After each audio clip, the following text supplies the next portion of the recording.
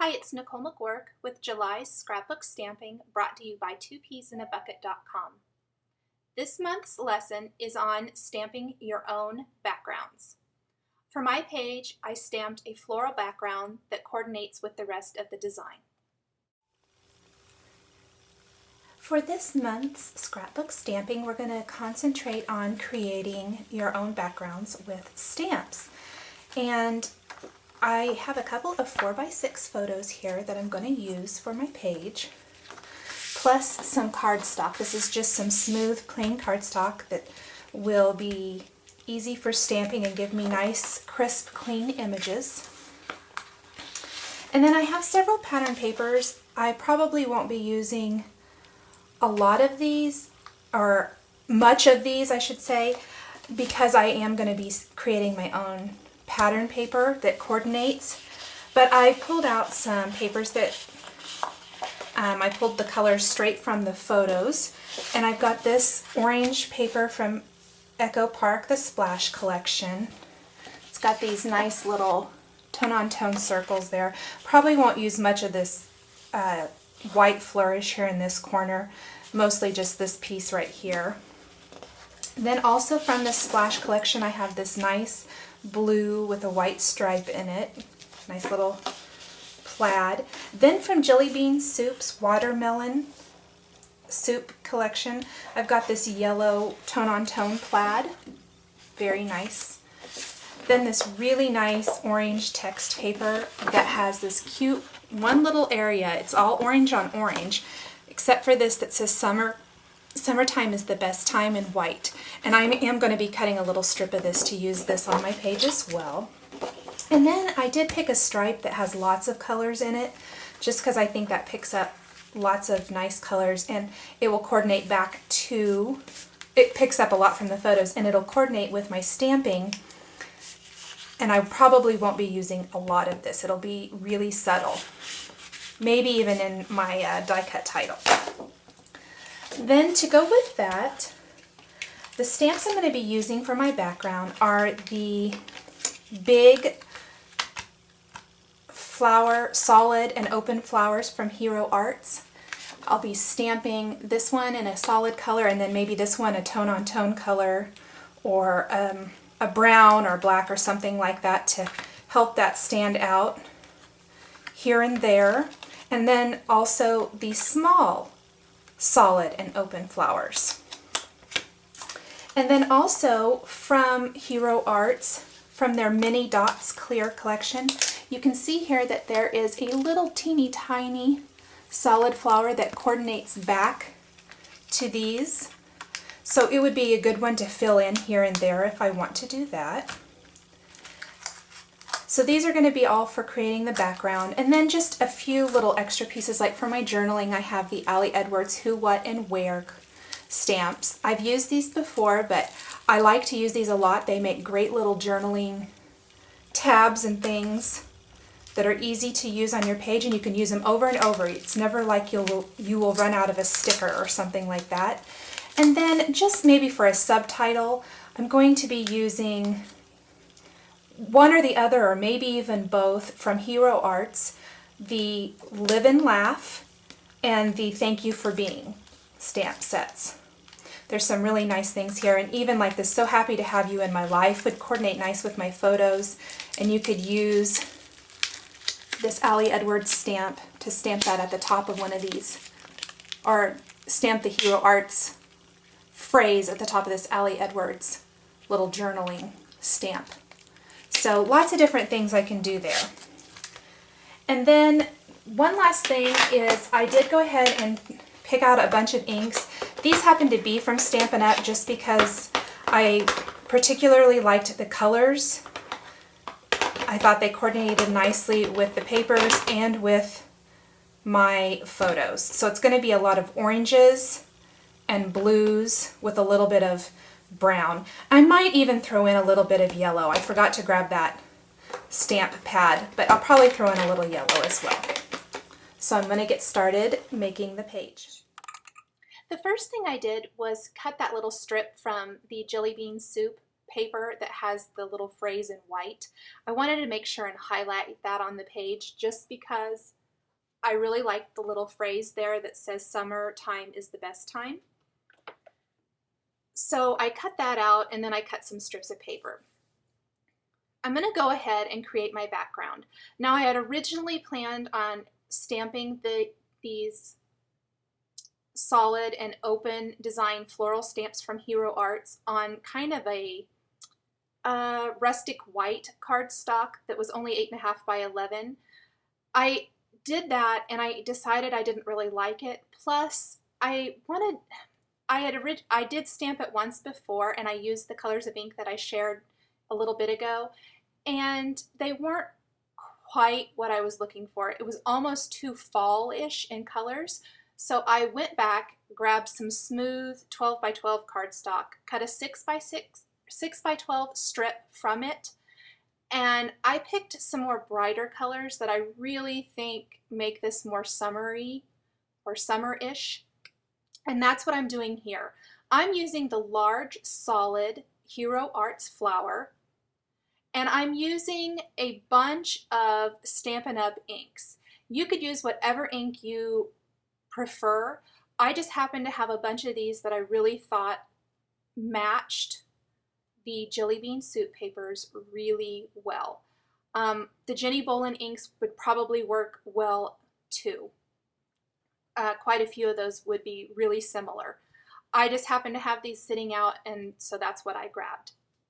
What I'm doing is I opened up all of my ink pads so that they're easily accessible, have my baby wipes handy so that I can wipe off my stamp in between each impression, and I started from that right edge with the big orange flower, and I'm using both the small and the large solid flowers, and I'm just working my way out with all of the colors. And I've got a red, an orange, a yellow, a pink, a green, and a blue. So I'm just making sure that I keep everything clean in between each stamped impression. Now, it really didn't take that long, maybe 10 minutes or so to stamp this whole design. It probably only took that long because I am switching the ink colors between each thing. But you can see as I build upon this stamped border here or paper, how it really starts to take the look of pattern paper. And there's a lot of papers out there that have like this similar design. You could do this with any number of colors. You could do this in fall colors, like the colors that I shared at the start of this video would be great for a fall themed page, I think. You could do pinks or purples or something for maybe a baby girl page, all kinds of things. And not just limited, obviously, to these stamps. There are so many different kinds of stamps you could do. You could do this with butterflies and stars and anything. Anything would work to create your own pattern paper. Anything that you would buy pattern paper for, you can create your own. So I'm just finishing up filling in those little areas. And you can see there's still those white spaces in between each of the stamped impressions that I already have done. And I'll show you here in a little bit what I did to remedy that to really make this look like a finished piece of pattern paper. So there's my last small solid flower impression. And now, oh, I guess I'm going to add one more here at the bottom. I decided. Had a little bit of space. I thought it really needed one more. Quickly wipe that off. Now I'm going to use the Stamp-A-Majig and take my large open flower and some brown ink. And I'm using the Stamp-A-Majig because these are cling stamps and not clear. I want to be able to get this as exact as possible. It also looks cute, slightly offset, but I wanted to try to get the stamped images as close to right over on top of the solid as possible. So using the Stamp-A-Majig, I lined that up, and you can see that that outlines that solid stamped image perfectly. So I'm just going to keep doing that all the way through for all of my large flowers. And you wouldn't have to do that. Obviously, the strip of paper looked great before. I just think this gives it an even more fun and finished appearance and look. This would also be a great technique for card backgrounds as well. And I'm just following the same steps to stamp all of these large flowers. And I did all of the large ones first, and then I moved on to the smaller ones. The Stamp-A-Majig really helps when you want to exactly know where you are going to stamp when you're using cling or wood-mounted stamps.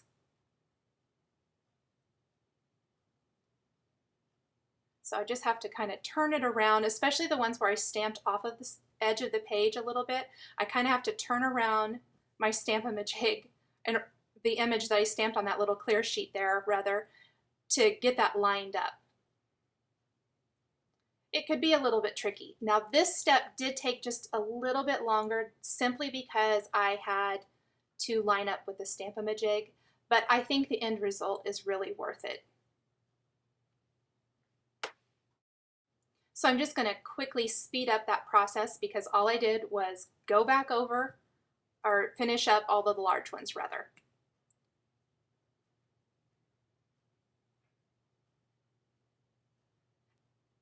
And then I went ahead and did all of the small ones exactly the same way.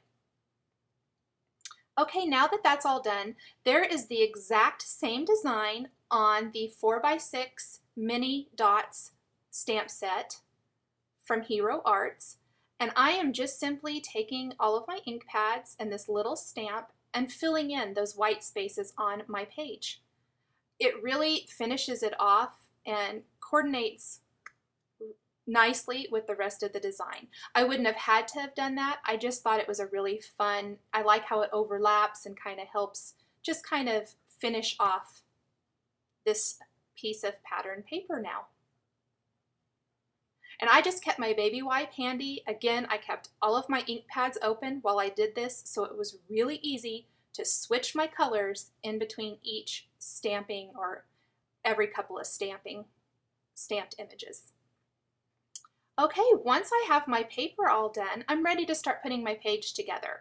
And you can see here that I've got my strips and things, and I'm just going to lay that to the side and finish up a couple more stamped details for my page.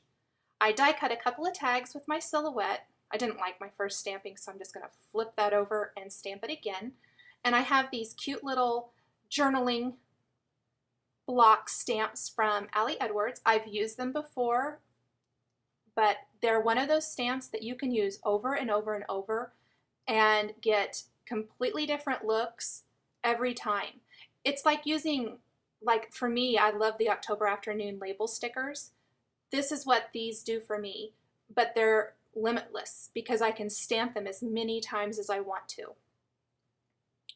So I'm just stamping these both on these white tags. I stamped one in blue and one in yellow. I think it's always fun to stamp in color whenever possible. It really brightens up the design. And then I have a couple of word stamps also from Ali Edwards, both from different little stamp sets. I like mixing and matching my stamps. And then once I have that done, I'm just going to simply temporarily adhere those over my pattern paper and run them through my printer. I forgot to film this part. I thought I had switched my video camera on and I hadn't. I apologize, but I just masked off my page because I'd already adhered that strip of paper.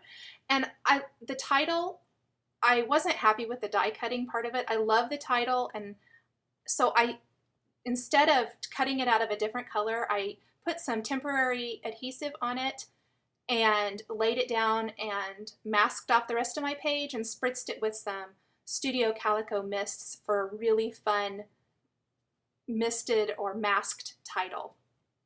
Added some buttons and some die cuts, adorned with gems, a little bit of machine stitching, and some divine twine, and the page is complete.